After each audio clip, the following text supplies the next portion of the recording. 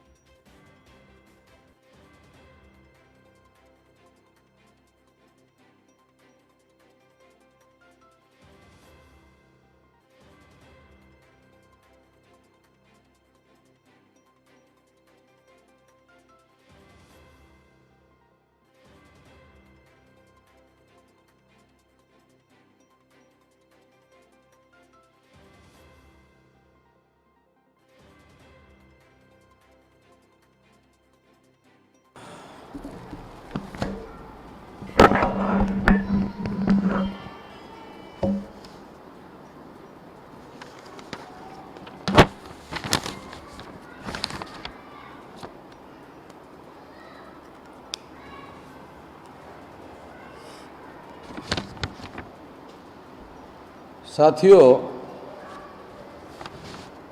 आज professor, teacher and non teaching staff अर्थात proton का राजस्थान राज्य का तीसरा राज्य अधिवेशन चल रहा है और अब तक सभी वक्ताओं ने अपने विचार व्यक्त किए हैं। अब मैं इस अधिवेशन का कंक्लूडिंग स्पीच देने जा रहा हूं और इस कंक्लूडिंग स्पीच में जो विषय चर्चा करने के लिए रखे गए हैं वो विषय है liberalisation, privatisation, globalisation, LPG, public private partnership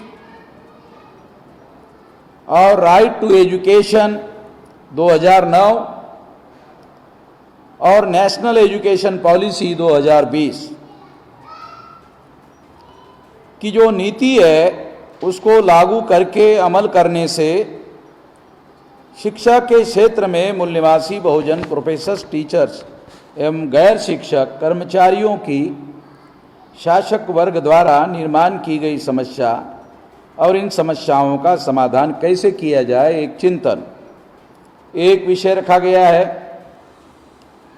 दूसरा है शिक्षा नीति 2020। ये मूल निवासी बहुजनों को शिक्षा के अधिकार से वंचित करने का और प्रोफेसर, शिक्षकों और गैर शिक्षक कर्मचारियों को शिक्षा के क्षेत्र से बाहर खदेड़ने का षड्यंत्र है, ये दूसरा है। तीसरा है शिक्षा नीति 2020 को निजी क्षेत्र का निजीकरण और व्यापारीकरण करके मूल निवासी बहुजनों को शिक्षा से वंचित रखकर दीर्घकाल तक गुलाम बनाने का शासक वर्ग का षड्यंत्र है। और केंद्र सरकार की पेंशन योजना लागू करके सभी मूल निवासी बहुजन कर्मचारियों और अधिकारियों को पेंशन के अधिकार से वंचित करना, ये सेवानिवृत्ति के बाद उनके जीने के मौलिक अधिकार से और मूल निवासी बहुजनों के आज़ादी के आंदोलन को नष्ट करने का षड्यंत्र है, एक चर्चात्मक विश्लेषण। ऐसे बहुत सारे विषय चर्चा करने के लिए रखे गए हैं, तो मैं सिलसिलेवार बहुत विस्तार से जाए बगैर बहुत सारी बातें आप लोगों के सामने आ गई है। अभी मैं कंक्लूडिंग में संक्षिप्त में कुछ बातें आप लोगों के सामने रखना चाहता हूं। सबसे पहली बात तो ये है कि आज गुरु नानक जी का 591वां जन्मदिवस है। उस जन्मदिवस की आप सभी लोगों को शुभकामनाएं देना चाहता हूं और विषय वस्तु पर आपको अपनी कुछ बातें बताना चाहता हूं। सबसे पहले जो लिबरलाइजेशन, प्राइवेटाइजेशन, ग्लोबलाइजेशन है, जिसे हम लोग भूमंडलीकरण, निजीकरण और उदारीकरण कहते हैं, उसके बारे में कुछ बातें आप लोगों को बताना चाहता हूं, क्योंकि ये बातें बताने से बातें समझ में आ सकती है। भूमंडलीकरण का मतलब ये है कि दुनिया के पास जो टेक्नोलॉजी है और दुनिया के पास जो व्यवस्थापन की कुशलता है, हुनर है, और दुनिया के पास में जो पूंजी है, ये तीनों बातें हमारे पास, हमारे देश के पास नहीं है। ये माना गया है कि ये हमारे पास नहीं है। यदि ये बातें हमारे पास आती है, व्यवस्थापन का हुनर, जैसे IBM कंपनी है अमेरिका में, 10-15 लाख लोगों को नौकरी है। तो भारत सरकार में रेल विभाग है, उनके 10-15 लाख कर्मचारी हैं, सारे देश का विभाग है। और एक अमेरिका में कंपनी है IBM कंपनी, उसके पास अपने एक कंपनी के 10-15 लाख कर्मचारी है। अब इतनी बड़ी कर्मचारियों की कंपनी, उसके पास कितना बड़ा मैनेजमेंट का हुनर होना होगा, तभी जाकर ये इतना बड़ा काम वो कर सकते हैं। तो उनके पास बहुत बड़े पैमाने पर मैनेजमेंट का, व्यवस्थापन का हुनर है। ये बात तो सही है। इसके साथ साथ भारत सरकार जो है वो ये चाहती है कि ये व्यवस्थापन का हुनर हमारे देश में आ जाए। वो कंपनी अगर हमारे देश में आती है तो उसका हुनर हमारे देश में आएगा। वो कंपनी आती है तो उस कंपनी के पास वो बहुत बड़ा पूंजी है, वो पूंजी हमारे देश में आएगी। और इस तरह से हम प्राइवेटाइजेशन का कार्यक्रम देश में लागू कर सकते हैं। और उसके लिए भारत सरकार के द्वारा लिबरलाइजेशन का भी कार्यक्रम चलाया जा रहा है। ये जो प्राइवेटाइजेशन का कार्यक्रम है, ये गवर्नमेंट सेक्टर का प्राइवेटाइजेशन चल रहा है। और इस प्राइवेटाइजेशन के अंतर्गत आउटसोर्सिंग के द्वारा लोगों की नौकरियों में भर्ती की जा रही है। चूंकि प्राइवेटाइजेशन में रिजर्वेशन लागू नहीं है, इसलिए आउटसोर्सिंग में भी हमारे लोगों को रोजगार मिलने की संभावना नहीं है। तो विदेश से व्यवस्थापन का हुनर आएगा, ये माना गया है भूमंडलीकरण में। भूमंडलीकरण में पूंजी आएगी, ये माना गया। भूमंडलीकरण में दुनिया की बेहतरीन टेक्नोलॉजी आएगी, ये माना गया। और उसके साथ हमारे देश का विकास होगा, ये मानकर ये भूमंडलीकरण की पॉलिसी बनाई गई है। और इसके लिए वो लोग भारत में आ जाए, इसके लिए कई प्रकार की नीतियां बनाई गई है। और ये कई प्रकार की जो नीतियां बनाई गई है, उसमें लेबर के कानूनों को अभी अभी भारत सरकार ने, नरेंद्र मोदी ने लगभग 27 कानूनों को केवल 4 कानूनों में रूपांतरित कर दिया। और बहुत सारे कानून जो है खत्म कर दिए, जो लेबर लोगों के हक में, लेबर लोगों के फायदे में थे। तो ऐसे बहुत सारे लेबर लोगों के हक और हित में जो कानून थे वो नष्ट कर दिए गए, खत्म कर दिए गए। इसको लिबरलाइजेशन यानी उदारीकरण कहा गया है। तो ये उदारीकरण जो है वो उद्योगपतियों के फेवर में है, उद्योगपतियों के फायदे में है। अभी अडानी का उदाहरण ले लो, गुजरात का।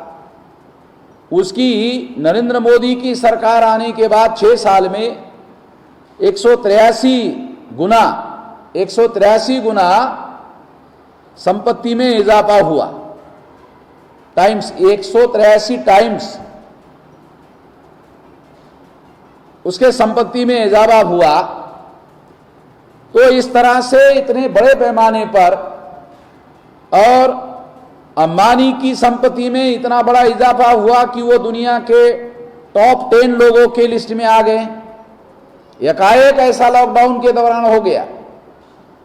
5-6 साल के अंदर जो प्रयास किया गया वो सारे प्रयास का परिणाम ये हमारे सामने दिखाई दे रहा है। जब गवर्नमेंट सेक्टर का और पब्लिक अंडरटेकिंग सेक्टर का प्राइवेटाइजेशन होता है तो रिजर्वेशन खत्म हो जाता है और प्रोफेशनल एजुकेशन में हमारे लोगों का जो रिजर्वेशन है वो खत्म हो जाता है। उसके लिए फीस दिए बगैर कोई एडमिशन उपलब्ध नहीं होता है। और जब हमारे लोगों की आर्थिक स्थिति का अध्ययन करो तो पता चलेगा कि मिनिमम 6 रुपया प्रति व्यक्ति प्रतिदिन और मैक्सिमम 20 रुपया प्रति व्यक्ति प्रतिदिन जिनका इनकम है वो लोग प्राइवेट एजुकेशन में, प्रोफेशनल एजुकेशन में तो बहुत दूर की बात है अपने बच्चों को प्राइमरी एजुकेशन में पढ़ने के लिए नहीं भेज सकते, क्योंकि उनके बच्चों को स्कूल में भेजने के लिए जो कपड़े दिए जाने चाहिए वो कपड़े देने के लिए भी उनकी स्थिति नहीं है।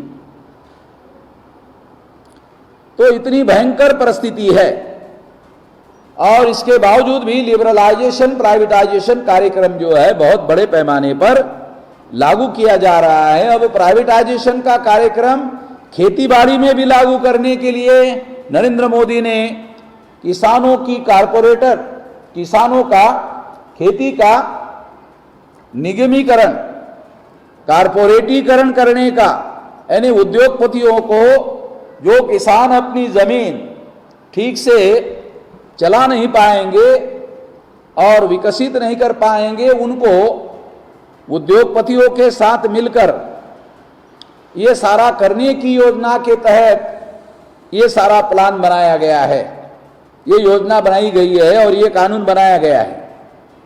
तो इसका मतलब ये है कि कल तक किसान लोग ऐसा मानते थे कि उनके यहाँ प्राइवेटाइजेशन लागू नहीं किया जाएगा, मगर उनके यहाँ भी लागू किया गया है। ये सारा का सारा षड्यंत्र जो है इस देश में चल रहा है। और जब लॉकडाउन लागू किया गया, ये लॉकडाउन के दौरान किया गया है। लॉकडाउन के दौरान खास तौर पर जो न्यू एजुकेशन पॉलिसी है, ये न्यू एजुकेशन पॉलिसी लॉकडाउन के दौरान लागू की गई और न्यू एजुकेशन पॉलिसी ये सेंट्रल गवर्नमेंट के द्वारा बनाई गई पॉलिसी है। नरेंद्र मोदी की सरकार 2014 में आई, 2014 में उन्होंने एजुकेशन पॉलिसी नहीं बनाई, 2015 में नहीं बनाई, 2016 में नहीं, 17 में नहीं, 18 में नहीं, और इस तरह से 2020 में न्यू एजुकेशन पॉलिसी का ड्राफ्ट आया और वो भी लॉकडाउन के दौरान उसे घोषित किया गया। और आश्चर्यजनक बात है कि जो एजुकेशन है वो कॉन्करेंट लिस्ट है, भारत की संविधान के अनुसार कॉन्करेंट लिस्ट है। कॉन्करेंट लिस्ट का मतलब है सेंट्रल गवर्नमेंट का भी सब्जेक्ट है और स्टेट गवर्नमेंट का भी सब्जेक्ट है, अकेले सेंट्रल गवर्नमेंट का सब्जेक्ट नहीं है। तो सेंट्रल गवर्नमेंट को न्यू एजुकेशन पॉलिसी लागू करने के पहले देश के सारे राज्यों के साथ सलाह मशवरा करके ये पॉलिसी बनाई जानी चाहिए, मगर सेंट्रल गवर्नमेंट ने ये सेंट्रलाइज तरीके से ये पॉलिसी बनाई है और राज्यों की सहमति लेने के लिए जो मुख्यमंत्रियों की या राज्यों की मीटिंगें होनी चाहिए वो मीटिंग हुई है, ऐसा कोई उदाहरण दिखाई नहीं देता। आरएसएस के सरसंघ चालक ने कहा कि लॉकडाउन हमारे लिए एक अवसर है। निश्चित रूप से यह अवसर है, क्योंकि लॉकडाउन के दौरान जब यह पॉलिसी लागू की गई तो लोग अगर इसका विरोध करना चाहते हैं, प्रोटेस्ट करना चाहते हैं और सारे देश भर में चर्चा करना चाहते हैं तो सब कुछ ओपन हो गया है, मगर संगठनों को अपना कार्यक्रम करने की अनुमति नहीं दी जा रही है। बिहार में चुनाव भी करवाया गया और लाखों लोगों की मीटिंग भी करने दी गई, मगर संगठनों को, जो सारे देश भर में संगठनाएं हैं, उन लोगों को जो freedom of speech and freedom of expression का मौलिक अधिकार है, उसके तहत 100 लोगों से ज्यादा इकट्ठा करने की अभी तक अनुमति नहीं है।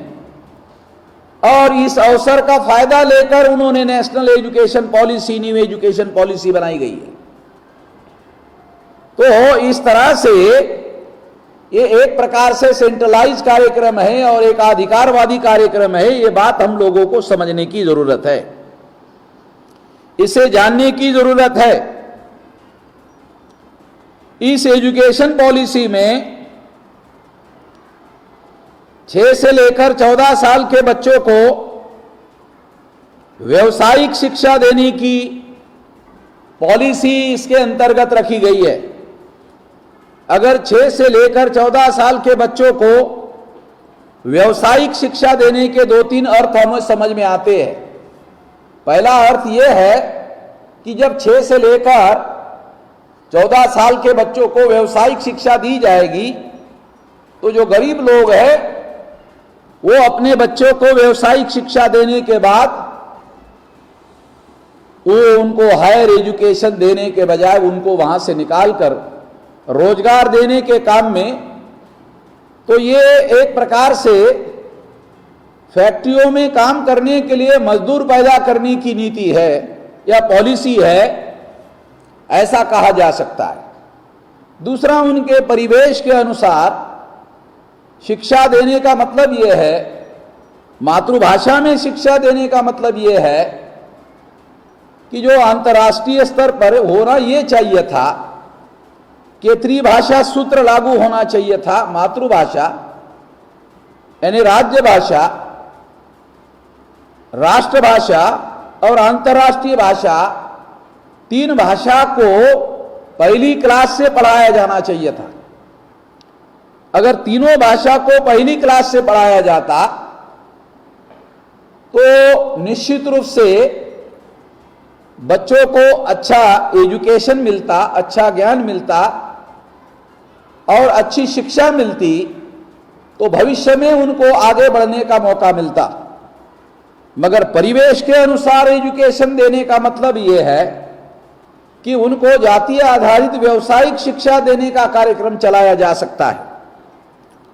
और जातीय आधारित व्यावसायिक शिक्षा देने के पीछे जो भारत की जो ब्राह्मणिकल सोशल ऑर्डर है, जाति व्यवस्था को मजबूत करने का कार्यक्रम हो सकता है। ऐसा षड्यंत्र जो भारत की जो साधारण लोग हैं, उनके पैसे से उनको ही जाति व्यवस्था के तहत गुलाम बनाने का षड्यंत्र किया जा सकता है, ऐसा कहा जा सकता है। 26 जनवरी 1950 को जब संविधान लागू हुआ था, तो इस संविधान में directive principle of state policy की व्यवस्था थी। Directive principle of state policy के तहत 6 साल से लेकर 14 साल के बच्चों को कंपलसरी एजुकेशन देने की व्यवस्था की गई थी। मगर इस कंपलसरी एजुकेशन में भारत सरकार ने 60 साल तक किसी प्रकार का बजट प्रावधान ही नहीं किया और उसके लिए वो कारण देते रहे कि भारत सरकार के पास इसके लिए बजट नहीं है, पैसा नहीं है। आज 104 लाख करोड़ रुपए का कर्जा भारत सरकार पर हुआ है। 104 लाख करोड़ का बजट, 104 लाख करोड़ का कर्जा हुआ है, मगर एजुकेशन देने के लिए कर्जा नहीं लिया गया है। स्वास्थ्य का प्राइवेटाइजेशन किया गया है, हेल्थ केयर का प्राइवेटाइजेशन किया गया है, एजुकेशन का प्राइवेटाइजेशन किया गया है। और जब एजुकेशन का प्राइवेटाइजेशन किया जाएगा तो निश्चित रूप से इस एजुकेशन के प्राइवेटाइजेशन में सरकार अपनी जिम्मेदारी से मुक्त होना चाहते हैं। सरकार भारत की प्रजा को शिक्षा देने के काम से अपने आप को अलग करना चाहते हैं और प्राइवेटाइजेशन को देना चाहते हैं। यानी पर्दे के पीछे से अगर, क्योंकि ब्राह्मण क्षत्रिय वैश्य इन लोगों के पास वैसा है, ये लोग प्राइवेटाइजेशन करेंगे तो ये एससी एसटी ओबीसी माइनॉरिटी के बच्चों को एजुकेशन देने का काम क्यों करेंगे? बिल्कुल नहीं कर सकते। ये सारा षड्यंत्र हम लोगों को समझना होगा। भारत सरकार ने पहले तो जो कंपलसरी एजुकेशन के लिए कोई पैसा नहीं दिया, अभी आज भारत सरकार का बजट 30 लाख करोड़ रुपए का है, यानी एक साल में 30 लाख करोड़ रुपया खर्चा होगा। यानी अभी आज भारत सरकार के पास पैसे की कोई कमी नहीं है। जब भारत सरकार के पास पैसे की कोई कमी नहीं है, इसके बावजूद भी भारत सरकार ने राइट टू एजुकेशन पॉलिसी बनाई, मगर उसके लिए एक नए पैसे का बजट प्रावधान नहीं किया। भारत सरकार ने यूनाइटेड नेशंस ऑर्गेनाइजेशन में यह लिख कर दिया कि हम लोग जो बजट, हमारा जो जीडीपी है उसका 6% हम एजुकेशन पर खर्चा करेंगे, मगर भारत में 3% से भी कम पैसा, 3% से भी कम पैसा ये जीडीपी का एजुकेशन पर खर्चा किया जा रहा है, और वो भी हायर एजुकेशन पर ज्यादा खर्चा किया जा रहा है, जिसमें एससी एसटी ओबीसी और माइनॉरिटी के बच्चों की संख्या कम है, क्योंकि उनका तो पहली क्लास के लेकर 10वीं क्लास तक ड्रॉप आउट हो जाता है, और जो बचे खुचे लोग हैं वो 12वीं में ड्रॉप आउट हो जाते हैं, और बहुत कम संख्या में यानी 5% भी बच्चे जो है वो हायर एजुकेशन में, महाविद्यालयीन शिक्षा में जाते हुए दिखाई नहीं देते हैं। ऐसी स्थिति है तो जो हायर एजुकेशन पर है उस पर ज्यादा खर्चा किया जाता है। इसका मतलब है वो हमारे बच्चों के लिए, एजुकेशन के लिए कोई व्यवस्था नहीं की जा रही है, बजट नहीं दिया जा रहा है।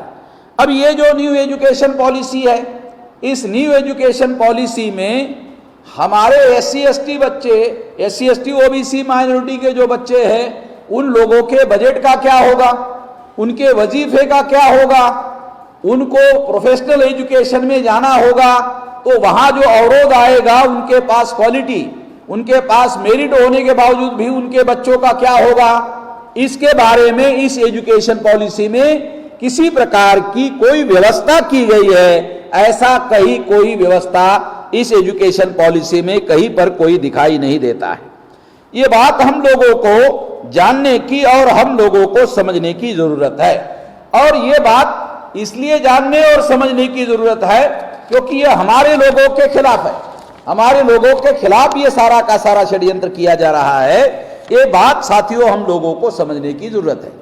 जब पहली क्लास से लेकर महाविद्यालयीन शिक्षा और रिसर्च एजुकेशन, पीएचडी एजुकेशन जब सारा प्राइवेटाइजेशन हो जाएगा तो उसमें केवल हमारे लोगों को एडमिशन का ही समस्या नहीं होगी,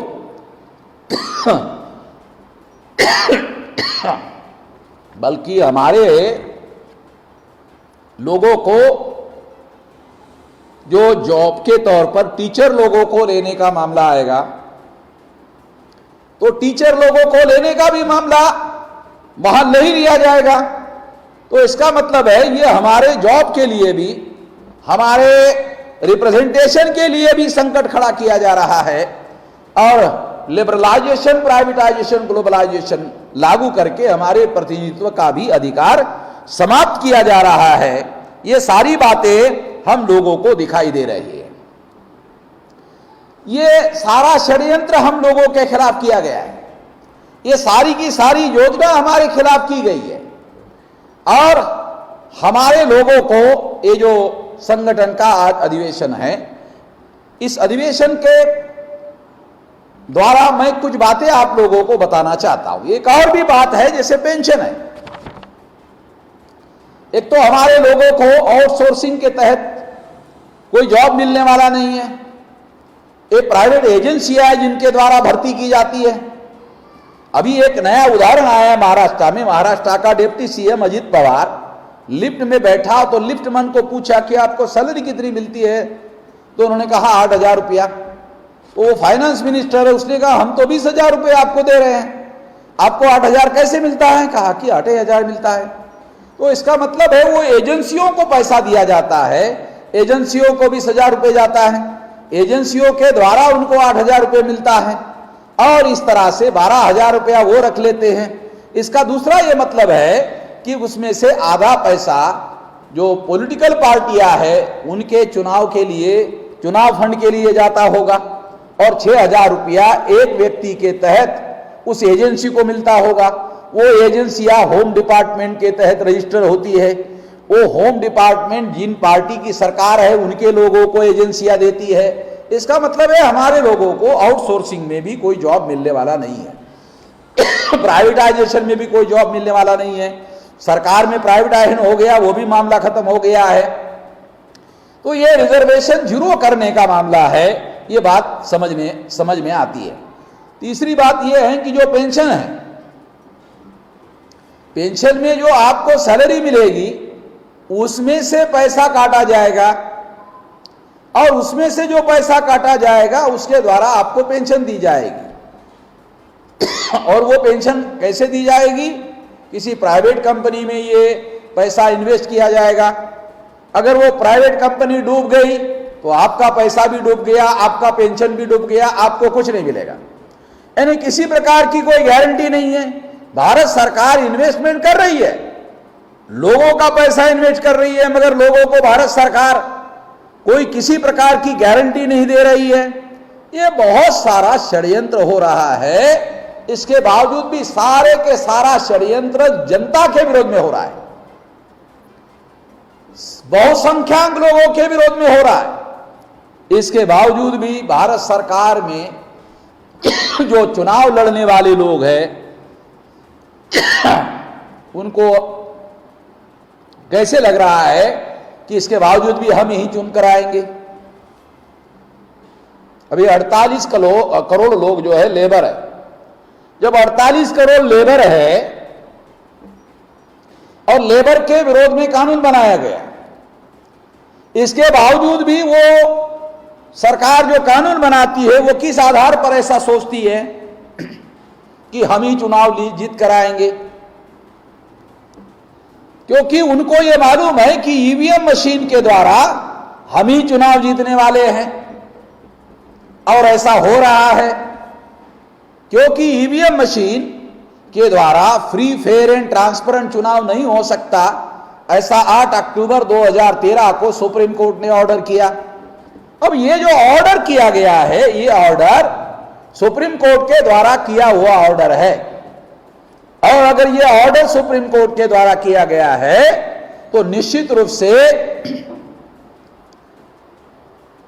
ये जो ऑर्डर है ये सिद्ध करता है कि ईवीएम मशीन के द्वारा फ्री, फेयर एंड ट्रांसपेरेंट चुनाव नहीं किया जा सकता। इसका दूसरा मतलब यह है कि आपके वोटों की चोरी हो रही है, और मनमानी तरीके से ईवीएम मशीन के अंदर जाने के बाद वो अपने हिसाब से वोट ट्रांसफर कर रहे हैं, और वो लोग ही खुद निर्धारित कर रहे हैं चुनाव आयोग के माध्यम से, प्रशासन के माध्यम से, कानून बनाकर संसद के माध्यम से, और जुडिशरी के द्वारा जो फैसले हो रहे हैं उन फैसलों की वजह से भी कई समस्याएं ईवीएम के द्वारा आ रही है, और ये सारे संकट होने की वजह से ईवीएम के द्वारा उनको ऐसा लगता है कि हर हालत में हम ही चुनाव जीतेंगे। इसलिए आने वाले समय में हमें प्रोटान के शिक्षकों को यह कहना चाहता हूं कि सारे देश भर में जो हमारी समस्याएं पैदा हो रही है और उन समस्याओं का समाधान नहीं हो रहा है और समस्याएं और ज्यादा उग्र हो रही है, उसके लिए ईवीएम मशीन जिम्मेदार है। इसलिए ईवीएम मशीन के विरोध में सारे देश भर में लोगों को जागरण करने की जरूरत है। घर के बाहर निकलना होगा, बस्तियों में जाकर ईवीएम मशीन के विरोध में लोगों को तैयार करना होगा, और तैयार करके हम लोगों को तैयार करके ये ईवीएम मशीन के विरोध में लोगों को तैयार करना होगा और जनमत तैयार करना होगा। ये करने के लिए हम लोगों को राष्ट्रीय स्तर पर बड़ा संगठन प्रोटान के द्वारा खड़ा करना है। ये करने के लिए आप लोग अपने आप को तैयार करोगे, राष्ट्रीय स्तर की शक्ति निर्माण होगी, राष्ट्रीय शक्ति का उपयोग और प्रयोग करेंगे, तब जाकर समाधान होगा, ऐसा मैं मानता हूं। आप लोगों ने मेरी बात ध्यान से सुनी, इसके लिए आभार, धन्यवाद।